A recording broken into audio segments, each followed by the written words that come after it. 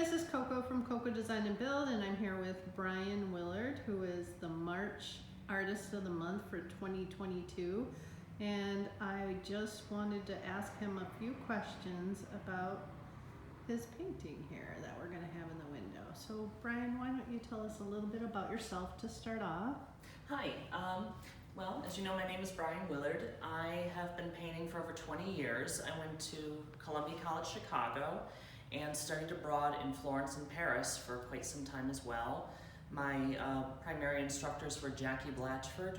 She instructed me when I was about 11 years old onward in landscape and portrait painting. I also studied under Anna Kunz for color theory and strategies, and then also Professor Scott Anderson at Columbia while he was there. Wonderful. And my work is, I like to focus on traditional compositions, yet I like to subvert convention and bring in a little more narrative, a little symbolism, nothing that's going to look out of place necessarily in someone's home or a comforting space. I just like to show pieces that give you something to think about and also are harmonious with a living space, because I think art in a home always, or a studio space or an office always enriches the space. Makes sense. Do you have some thoughts about how you came up with the idea for this particular painting? Well, the title of this piece is The Contemplation of Time, and I was sort of at a transitional phase in my life, and I was thinking about how time was sort of escaping me, and it was thinking about professional changes in my life, personal ones as well, and so this image of a figure seated in a traditional French garden came to my mind initially, and as I started working on it, some other elements of the composition sort of emerged as I worked on it, sort of organically. The sundial, of course, bringing in the concept of time, and you can see there's also some hidden sort of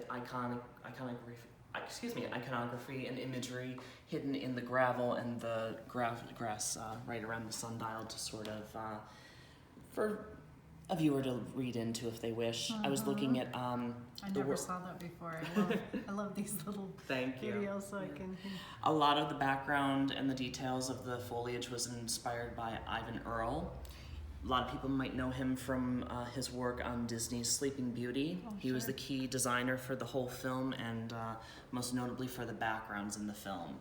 He was an exceptionally skilled artist and worked in incorporating medieval and Renaissance style imagery into what Disney was doing for Sleeping Beauty. Lots of tedious handwork, lots of careful attention to detail, and I really wanted, this piece is, while it's in alignment with my previous work, it is decidedly a change in a new direction, a step in a new direction. It's a lot different than a lot of your other pieces. Yeah, most of my new pieces that I'm currently working on in my studio relate more to this piece, bringing in many more figures than I used to do. I used to have very sterile, open back landscapes, or I would have just a very strict portrait.